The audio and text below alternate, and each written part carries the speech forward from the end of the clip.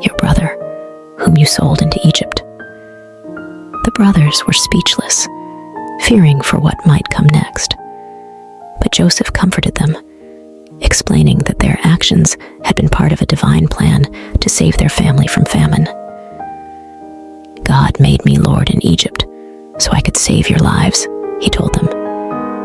Soon after, Jacob and Joseph were joyfully reunited in Egypt, and the entire family was settled there, living in peace and plenty, thanks to Joseph's faith and God's guiding hand. The end. The Adventure of Baby Moses, From the Nile to the Palace. In a time long ago, Egypt mourned the loss of a great leader, Joseph. He had saved the land from famine and was loved by all. But as years turned into centuries, a new pharaoh came to power, one who did not remember Joseph and his deeds. The Hebrews, Joseph's people, had grown in number and strength, which made the new pharaoh uneasy. Fearing they might become too powerful, he decided to make them slaves, forcing them to build great cities under harsh conditions. Despite the heavy work, the Hebrews continued to grow in numbers, which troubled Pharaoh even more. So he made a terrible order. All newborn Hebrew boys were to be thrown into the river Nile. One Hebrew family, desperate to save their baby boy, crafted a plan.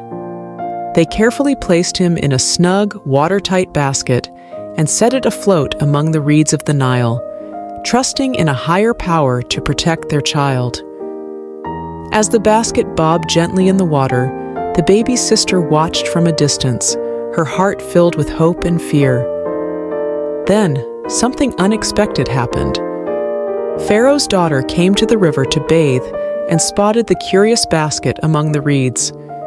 With a mix of surprise and compassion, she ordered her servant to bring the basket to her. Upon opening it, the sound of the baby's cry touched her heart. "It's a Hebrew child," she realized, but instead of sending him to a cruel fate, she chose kindness. "Poor little thing, you're so beautiful," she cooed, perhaps even playing with the baby as anyone would with a precious little one. Watching all this unfold, the baby's sister saw an opportunity. She bravely approached the princess and offered to find a Hebrew woman to nurse the child. The princess agreed, not knowing the girl would bring the baby's own mother. Rushing home, the sister called out to her mother, "Come quickly! Oh, hurry!" Without a moment to lose, they both hurried back to the riverbank. There, Pharaoh's daughter entrusted the baby to his mother, saying, "Nurse him for me, and I will pay you." She named him Moses, which means drawn from the water. In a twist of fate, baby Moses was back in his parents' arms, where they taught him to love God and cherish his heritage. But soon, he would grow up in the palace as the son of Pharaoh's daughter, destined for greatness, part of a divine plan far beyond what anyone could imagine. The end.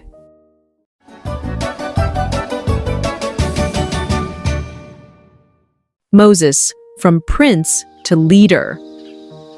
Long ago in Egypt, Moses, a prince raised in Pharaoh's palace, faced a moment that would change his life. Despite his royal upbringing, Moses never forgot he was a Hebrew at heart.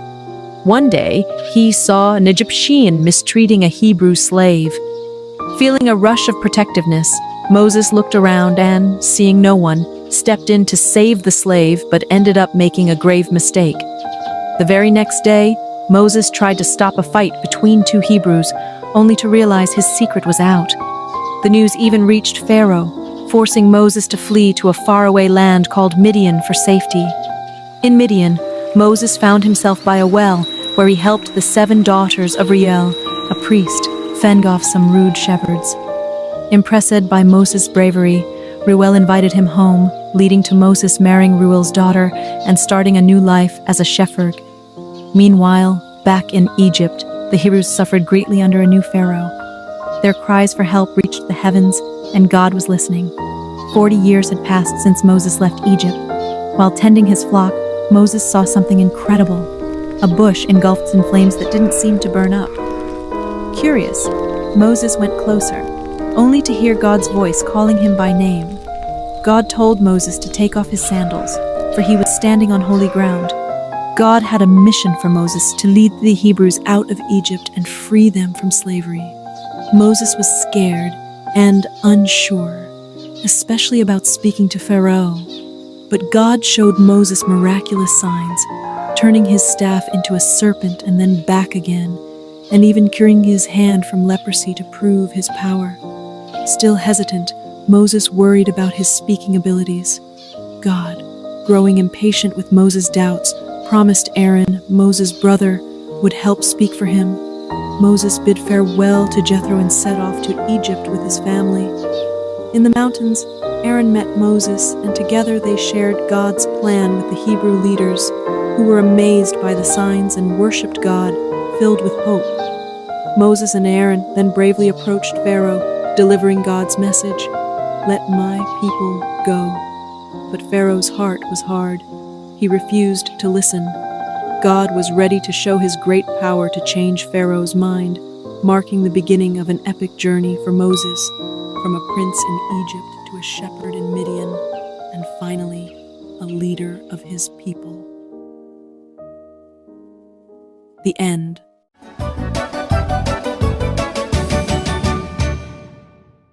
Moses, from prince to leader. Long ago in Egypt, Moses, a prince raised in Pharaoh's palace, faced a moment that would change his life.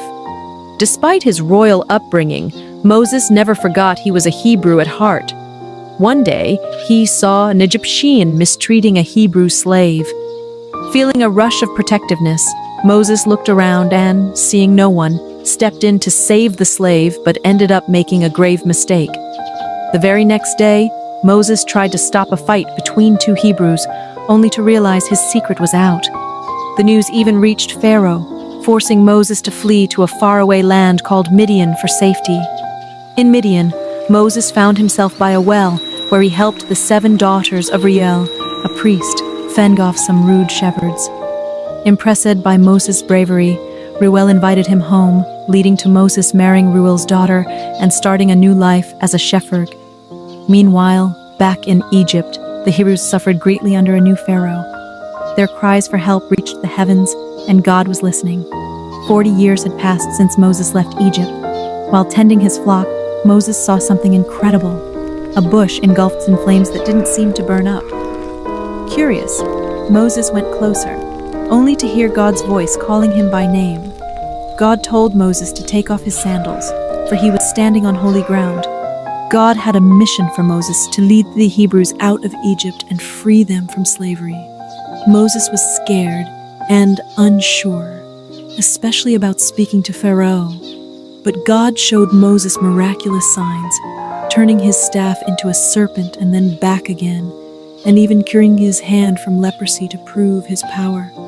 Still hesitant, Moses worried about his speaking abilities. God, growing impatient with Moses' doubts, promised Aaron, Moses' brother, would help speak for him. Moses bid farewell to Jethro and set off to Egypt with his family. In the mountains, Aaron met Moses, and together they shared God's plan with the Hebrew leaders, who were amazed by the signs and worshipped God, filled with hope.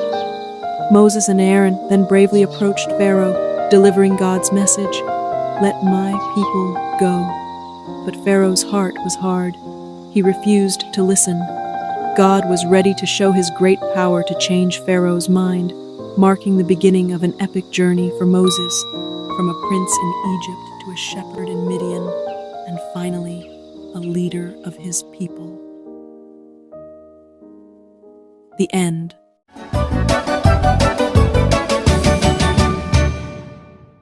The Great Escape, Moses and the Miraculous Exodus. In the heart of ancient Egypt, where the Nile flows like a lifeline, through the desert a story unfolded that would be told for generations.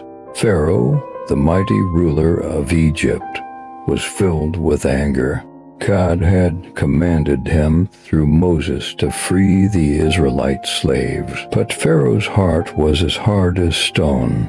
Work them harder, Pharaoh decreed, increasing the Israelites' burden. He ordered that they find their own straw for brickmaking, yet produce the same number of bricks. The task was impossible, and the slave masters' whips cracked more fiercely. The Hebrews, downtrodden and despairing, blamed Moses and Aaron for their worsened plight. Moses, feeling the weight of their suffering, cried out to the Lord, "You have not rescued your people at all." But God replied with a promise of deliverance, sending Moses and Aaron back to confront Pharaoh. In Pharaoh's court, Aaron's rod transformed into a serpent, a sign from God. Pharaoh's magicians replicated the feat, but Aaron's serpent swallowed theirs. Yet Pharaoh's heart remained unyielding. The following morning, Moses and Aaron waited by the river for Pharaoh. With a divine command, Aaron turned the Nile's waters into blood, but Pharaoh's heart hardened further, refusing the Israelites' release. God then unleashed a series of plagues upon Egypt, each more terrifying than the last. Frogs invaded every crevice of the Egyptians' homes, but Pharaoh's promises to release the slaves were empty. Lice tormented both man and beast, and swarms of flies filled the air. Livestock perished, boils afflicted the Egyptians, and locusts devoured the land's greenery. Darkness enveloped Egypt for 3 days, yet Pharaoh's resolve did not falter. God's final, most grievous plague was to strike at midnight, claiming the firstborn of Egypt. The Israelites were spared, marking their doorposts with lamb's blood as a sign for the angel of death to pass over their homes. That night Egypt wailed as the firstborn were lost. Pharaoh, broken and defeated, urged Moses to take the Israelites and leave. With haste, the Israelites journeyed beyond Egypt's borders, marking the end of their 430 years of bondage. Guided by a pillar of cloud by day and a pillar of fire by night, they embarked on a journey to freedom. But Pharaoh's resolve wavered once more. Gathering his army, he pursued the Israelites, trapping them between the cliffs and the sea. In this moment of despair, Moses assured the people, "The Lord shall fight for you." As Moses stretched out his hand over the waters, a great miracle occurred. God parted the Red Sea, providing a path of salvation for his people. The Israelites crossed safely, but as Pharaoh's army followed, the waters crashed down, swallowing the might of Egypt. On that day, Pharaoh learned the power of Israel's God, the Lord over all. The Israelites' journey from slavery to freedom was a testament to faith, courage, and the unyielding power of God. Goodbye, Pharaoh, for the God of Israel had triumphed, leading his people to a new dawn. And so the story of Moses and the Israelites' exodus remains a beacon of hope and faith, a tale of divine deliverance from the chains of oppression, echoing through the ages as a testament to the enduring spirit of freedom. The end.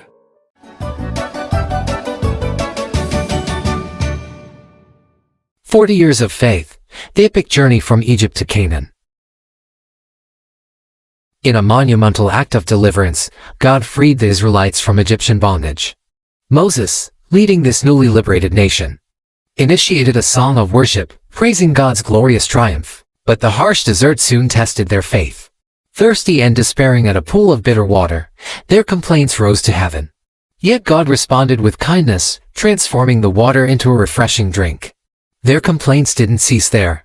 Reminiscing the food in Egypt, they lamented their fate in the desert. But God's providence was unwavering. Quails by evening and heavenly manna each morning became their sustenance. This manna, a sweet reminder of God's care, required trust in daily provision. Yet, some hoarded, only to find their stash spoiled. Except on the Sabbath, teaching a profound lesson in obedience and rest. God's protection extended beyond their basic needs. When the Amalekites attacked, victory was theirs as long as Moses held high the rod of God. This divine partnership was further solidified when God proposed a covenant, making them his special people, an offer they eagerly accepted. At Mount Sinai, Moses received the Ten Commandments, direct instructions on living a life aligned with God's will. But in a grave turn of events, the Israelites fashioned and worshipped a golden calf, inciting divine and mortal wrath. The shattered tablets symbolized broken fidelity. Yet God, in his mercy, renewed the covenant and instructed the construction of the tabernacle, a sacred space signifying his constant presence. As they approached Canaan, the land of promise, spies were sent to survey. Despite the land's bounty, only Joshua and Caleb trusted in God's victory. The majority succumbed to fear, their disbelief poisoning the entire community's faith, leading to a decree from God, a 40-year odyssey in the wilderness. A period of wandering reserved for a generation that witnessed miracles but harbored disbelief. This story, spanning from Exodus 15 to Numbers 14, not only recounts a physical journey but also charts a spiritual expedition of a nation learning to trust and obey their omnipotent, omnibenevolent God. The end.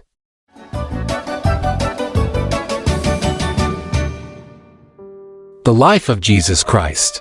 In the stillness of Bethlehem's night, a light was kindled that would illuminate the world forevermore. Born to Mary, a woman of profound faith, and Joseph, a man of humble origins, was baby Jesus. His birth was no ordinary event.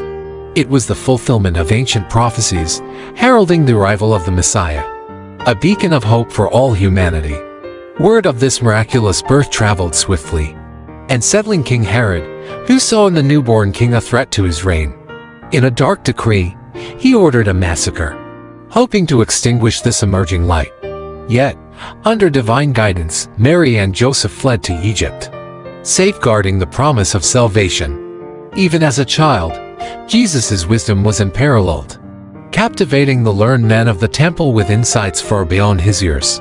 But it was not until the age of 30 that he unveiled his public ministry, a mission destined to transform the very fabric of human existence. Choosing disciples from the humblest walks of life, Jesus embarked on a journey of teaching, healing, and miracle working. He healed the afflicted, restored sight to the blind, and even commanded life to return to the lifeless. Through parables, he unraveled the mysteries of the divine, making the kingdom of heaven accessible to all. Yet, his growing influence and radical teachings of love and forgiveness stirred the waters of the established order. The religious authorities, threatened by his message and popularity, conspired against him. Betrayal came from within his circle, as Judas, one of his own, led adversaries to him for 30 pieces of silver. The ensuing trials were a mockery of justice, culminating in Pilate's reluctant order for crucifixion. Upon the cross, Jesus' final act of love was a plea for forgiveness, not for himself, but for those who persecuted him. His body was laid in a tomb, sealed by a massive stone, marking what seemed to be the end. But the tomb could not hold him. On the third day, it stood empty. Jesus had risen, defeating death itself, appearing to his followers to reaffirm the teachings and the essence of faith. His ascension into heaven was not a farewell but a promise of the Holy Spirit, ensuring his eternal presence and guidance. The life of Jesus, from the manger to the cross and beyond, is a testament to the unfathomable depth of divine love and the power of faith. It's a story that continues to inspire, guide, and give hope to millions, echoing the profound truth that love conquers all.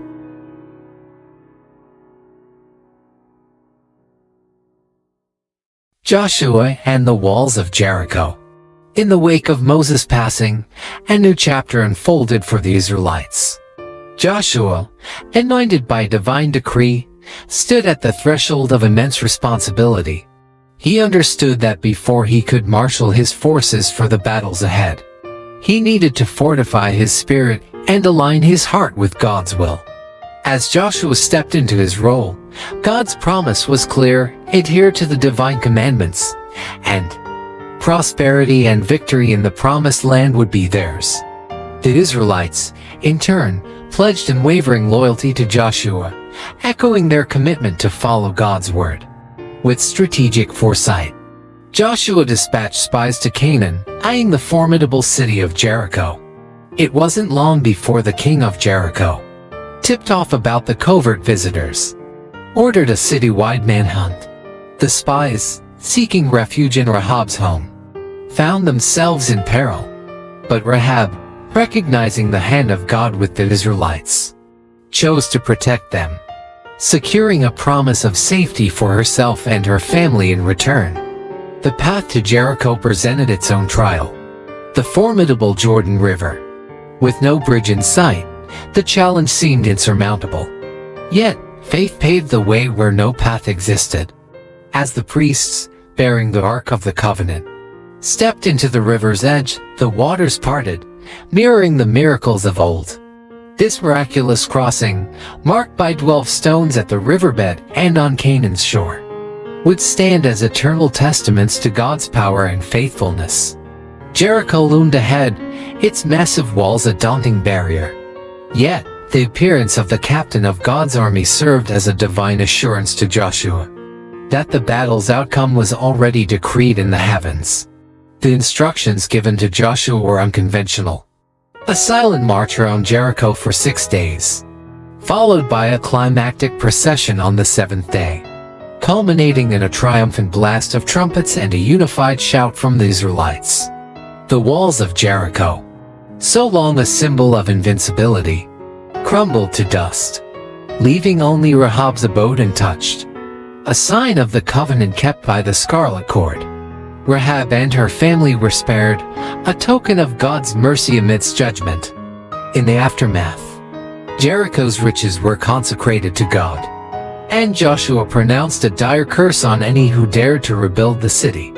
The fall of Jericho sent ripples throughout Canaan, a clear message that God's favor rested upon Israel.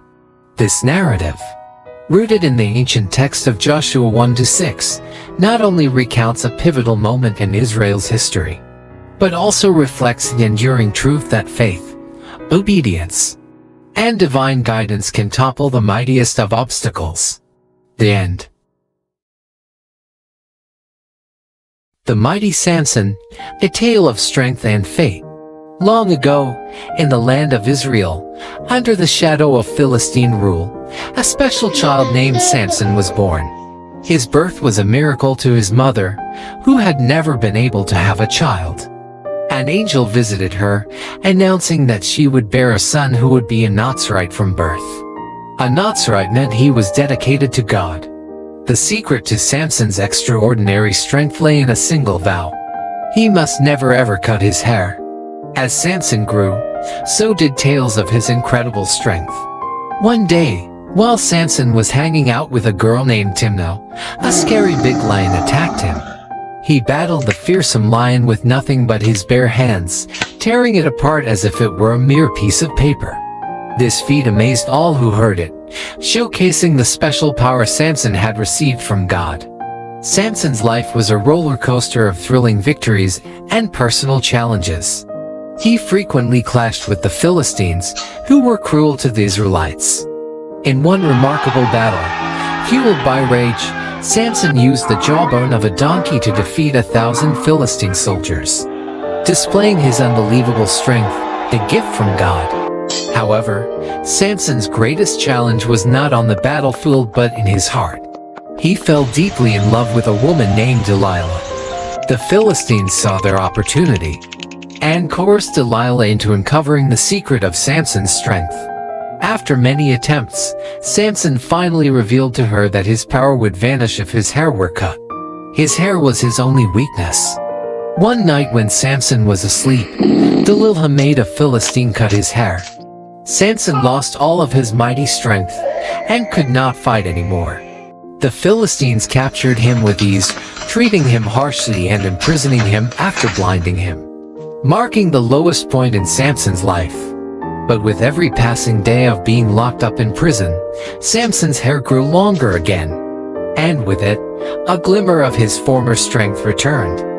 One day, the leaders of the Philistines gathered in a huge temple to celebrate. They were happy because they had captured Samson finally. The temple was packed with people, even on the roof. About 3,000 people came to see Samson, including all the big bosses of the land. Samson, with his hair starting to grow back, was brought in. He was locked up with chains on the two big pillars of the temple for everyone to see him. He was tired, but he still had faith in God. His hair that had been growing back was the secret to his super strength. Samson prayed for one last burst of power and felt his strength return. Then, he pulled the two pillars with all his might. The whole temple came crashing down, destroying everyone, including Samson. After everything settled, Samson's family came and took him to be buried near his dad Manoah. People say Samson's tomb is on a mountain in Tel Tzor located near present-day Jerusalem. Samson's story remains a powerful narrative about the consequences of our actions and in failing strength of God even in our weakest moments. The end. Gideon's brave heart, the battle against the Midianites. Once upon a time in the land of Israel, after a brave leader named Joshua passed away, the people forgot about God. They stopped praying and didn't follow his ways anymore. This made God very sad, and because of this, he allowed the Midianites, not very nice neighbors, to cause trouble. They burned down houses and farms, making it so hard for the Israelites that they had to live in caves. But there was one man, Gideon, who still tried to do his best. He secretly grew some wheat to make bread for his family. He had to be very sneaky and thresh his wheat in a hidden spot near a wine press to avoid the Midianites. One day, while Gideon was working hard, an angel came with a special message from God. The angel told Gideon that God wanted him to do two big things. First, God wanted Gideon to knock down his father's statue of a false god and build an altar for the true God. Gideon was scared but did it anyway because he knew it was the right thing to do. The second thing was even scarier. God wanted Gideon to lead an army against the Midianites. Gideon couldn't believe it. Me, lead an army, he thought. So, he asked God for a sign to make sure God was really with him. He put a piece of wool on the ground and said, "If the wool is wet with dew in the morning but the ground is dry, I'll know you're with me." And guess what? The next morning, the wool was soaking wet, but the ground was bone dry. But Gideon was still a little unsure, so he asked for another sign. This time, he wanted the ground to be wet and the wool to be dry. And God did it again. Now, Gideon knew for sure that God was with him. Gideon started with a big army, but God had a surprising plan. He told Gideon he only needed 300 men to defeat the Midianites. God wanted to make sure everyone knew it was his power, not theirs, that saved them. Even though Gideon was still a bit scared, God gave him a little sneak peek of the Midianites being afraid of him. Gideon and his tiny army then did something very clever. They took trumpets and jars with torches inside and surprised the Midianites in the middle of the night. They made so much noise and showed so much light that the Midianites got scared, ran away, and even fought each other. After this big win, the people wanted Gideon to be their king, but Gideon knew the truth. "I won't be your king," he said. "God is the only one who should rule over us." And that's the story of how Gideon, with just a little faith and a lot of help from God, saved his people. It teaches us that even when things look really tough, if we trust in God, we can do amazing things, just like Gideon did. The end. The Divine Genesis Adventure, Part 1. In the very, very beginning, there was just darkness and quiet, like a giant, cozy blanket wrapped around the universe.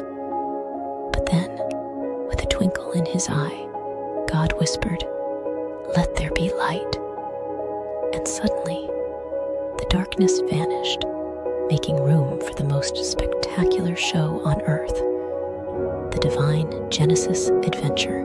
God smiled and called the bright part day, and the cozy dark part night. And guess what? It was only the beginning of this incredible adventure. On the second day, God decided to create a masterpiece.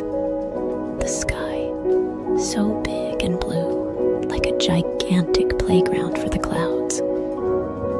He named it Heaven, and it became the coolest blanket fort ever as the Divine Genesis. Adventure unfolded.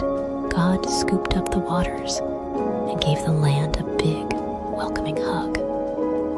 "Hello, Earth," God cheered. The waters became seas, and the land was named Earth.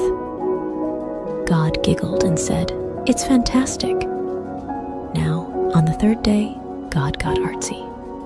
He painted the ground with vibrant colors, making flowers, trees, and grass dance together in a joyous parade.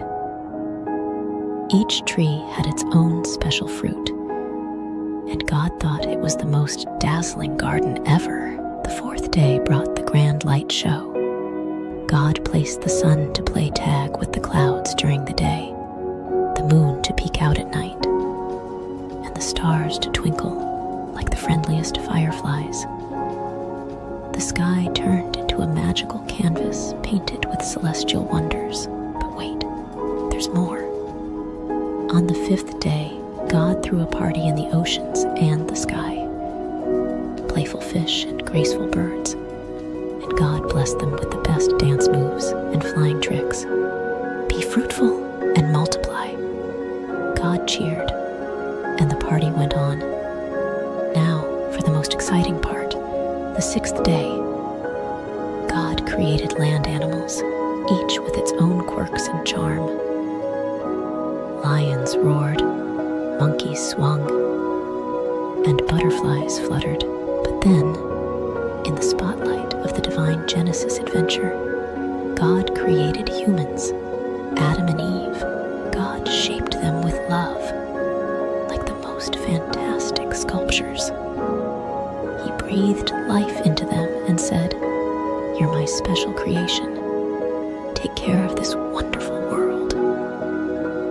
Adam and Eve explored the enchanting garden, naming animals and sharing giggles with God. God provided a buffet of delicious fruits and green herbs for everyone to enjoy. "It's a feast," God exclaimed. And as the sun dipped below the horizon, God looked at everything with pure joy. It's not just good, it's amazing. And so, the Divine Genesis adventure came to an end, with stars twinkling in applause. God had created a world bursting with colors, laughter, and love. The end, but really, just the beginning of more incredible adventures. The end. The Divine Genesis Adventure, Part 2. Once upon a time, in the enchanting garden where the flowers danced and the trees whispered tales of creation, a new chapter unfolded. The sun kissed the leaves, and the air was filled with the sweet melody of birdsong. Adam and Eve, the first two adventurers in this divine journey, wandered hand in hand, marveling at the wonders around them. But in the shadows, a cunning serpent slithered. His eyes gleamed with mischief as he approached Eve. Did God truly say, "You shall not eat of every tree of the garden"? The serpent hissed, weaving doubt like a mischievous spell. Eve, with innocence in her eyes, replied, "We may eat the fruit of the trees." But God said, "You shall not eat it, nor shall you touch it, lest you die." The serpent, a master of deception, slyly whispered, "You won't die. God knows that when you eat it, your eyes will open, and you'll be like God, knowing good and evil." Fascinated by the idea of wisdom and knowledge, Eve gazed at the tree. Its fruit looked delicious, pleasing to the eyes, and desirable for gaining wisdom. The serpent's words echoed in her mind, and she plucked the fruit, taking a bite. She then offered it to Adam, and he too took a bite. Suddenly, their eyes were open, and they realized they were naked. Quickly, they sewed fig leaves together to cover themselves, for they felt exposed in the newfound awareness of good and evil. In the cool of the day, they heard the sound of the Lord God walking in the garden. Fearful and ashamed, Adam and Eve hid among the trees. God called, "Where are you?" Adam admitted, "I heard your voice, and I was afraid because I was naked, so I hid." God, in his infinite wisdom, questioned Adam, "Who told you that you were naked? Have you eaten from the forbidden tree?" Adam, unable to bear the weight of his choice, pointed to Eve. "The woman you gave me, she gave me the fruit, and I ate." God turned to Eve, who explained, "The serpent deceived me, and I ate." The consequences unfolded like pages of a story. God spoke to the serpent, cursing it and foretelling a future conflict. To the woman, God spoke of increased sorrow and pain in childbirth, and the man's dominion over her. To Adam, God spoke of the ground being cursed, bringing forth thorns and thistles, and the toil of labor for sustenance. Yet, even in the face of consequences, God showed mercy. He made tunics of skin for Adam and Eve, clothing them with his grace. As Adam named his wife Eve, the mother of all living, they faced the realities of their choices. The divine Genesis adventure took an unexpected turn, revealing the delicate balance between free will and the consequences of decisions. In the end, God, in his infinite love, placed cherubim at the gates of the garden, guarding the way to the tree of life. The adventures of Adam and Eve continue beyond the garden, a journey of redemption and grace, reminding all that even in our choices, God's love and mercy prevail. And so, the divine narrative unfolded, teaching the young and old alike the profound lessons of choice, consequence, and the enduring grace of a loving Creator. The end. Once upon a time, in a world where people had forgotten to be kind, there lived a man named Noah who worshipped God. Noah was a man of faith, but everyone else around him disobeyed and hated God. One day, something shocking happened. God spoke to Noah, revealing a plan to destroy the wicked world, sparing only Noah's family. God instructed Noah to build a wooden ark, a boat big enough for his family and many animals. Noah got to work, following God's exact instructions. Probably, people mocked Noah as he explained why he was building an ark.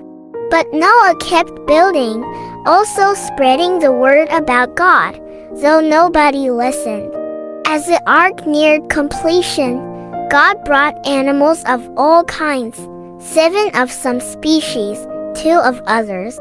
Birds and beasts, tiny and tall, all made their way to the ark. Perhaps people shouted insults at Noah, but they did not stop sinning against God. They did not ask to enter the ark. Finally, all the animals and birds were aboard. God invited Noah and his family into the ark. As they entered, God shut the door. Then the rain came, a great downpour soaking the earth for 40 days and nights. Floodwaters covered towns and villages. The ark floated on top of the rising waters, sheltering Noah from the flood. After 5 months, a drying wind sent by God brought the ark to rest on the mountains of Ararat. Noah and his family waited inside as the water lowered. Noah sent a raven and a dove out. The dove returned with an olive leaf, a sign that the earth was slowly drying. God told Noah it was time to leave the ark. Together, Noah and his family unloaded the animals. Noah, filled with gratitude, built an altar and worshipped God who had saved him and his family from the awful flood. God gave Noah a wonderful promise. Never again would he send a flood to judge human sin. As a great reminder of this promise, God gifted the world with a rainbow, a beautiful sign of his covenant. And so, Noah and his family found new beginnings after the flood. In time, his descendants repeopled the whole earth, and all nations came from Noah and his children.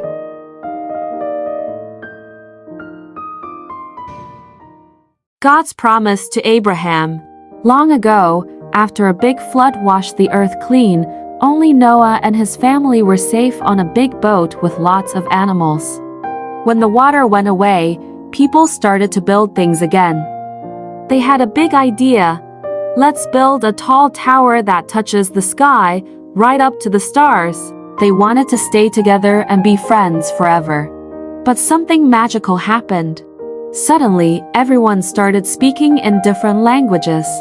It was so confusing because nobody could understand each other anymore.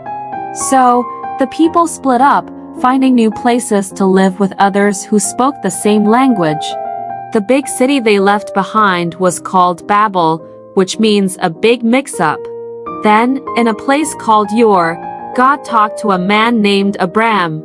God said, "Abram, go on an adventure to a special land I'll show you." Abram, his wife Sarai, and his nephew Lot packed up and went to a beautiful land called Canaan. Canaan was filled with green fields and clear blue skies. Abram and Lot had so many sheep and cows. The land they were living on didn't have enough grass and water for all the animals. So, the workers of Abraham and Lot started arguing over the best spots for their animals to eat and drink. Abram wanted everyone to be happy and not fight. He told Lot, "Let's not argue. You choose any part of the land you like, and I'll go the other way." That way, there was enough room for all their animals. Lot looked around and saw a really nice area with lots of water and green grass near the cities of Sodom and Gomorrah. It looked like the best spot for his animals, so he chose to move there. Abraham stayed in the land of Canaan, where God asked him to stay. Even though Abraham and Lot had to live apart to stop the arguing, Abraham made sure they did it in a kind and peaceful way, showing he was a really good uncle and a wise man. God saw Abram's kind heart and told him, "This whole big, beautiful land will belong to you and your children and their children after them, forever." But Abram and Sarai were very old and didn't have any children. They wondered, how will God's promise come true? One day, 3 special visitors brought amazing news. "Sarai, you're going to have a baby." Sarai laughed because she thought she was too old for that. God also changed their names to Abraham and Sarah to show they were going to start a big family. Then, God said he had to fix the 2 naughty cities near where Lot lived. Abraham was worried for Lot. Lot listened to the angels and escaped with his daughters. But Lot's wife looked back and turned into a salt statue. Then, the most wonderful thing happened. Even though they were very old, Abraham and Sarah had a baby boy named Isaac. Isaac, which means laughter. They were so happy and amazed at God's miracle. Abraham knew then that God always keeps his promises, like giving him a big family and a beautiful land to live in. And that's the story of how Abraham and Sarah learned to trust in God's promises, no matter how impossible they seemed. The end. Once upon a starry night, in a land filled with whispers of the past and promises for the future, Abraham, a man known for his kindness and faith, received a very tough test from God. God asked him to do something unimaginable, to offer his dearest son Isaac as a special gift back to God. This was to see if Abraham trusted God above all else, even more than he loved his precious son. Abraham's heart felt heavy, like a stone sinking in a deep, deep ocean. But deep inside, he knew he had to trust God, no matter how hard it seemed. So, with a brave yet heavy heart, he prepared for the journey. As the first light of dawn painted the sky in soft hues of pink and orange, Abraham, Isaac, and their 2 faithful servants set off on a journey filled with uncertainty. Abraham carried the fire and a knife, while Isaac, unaware of what was to come, carried the wood for the fire. As they neared the mountain that God had told them about, Abraham asked his servants to wait for them at the foot of the mountain. "Isaac and I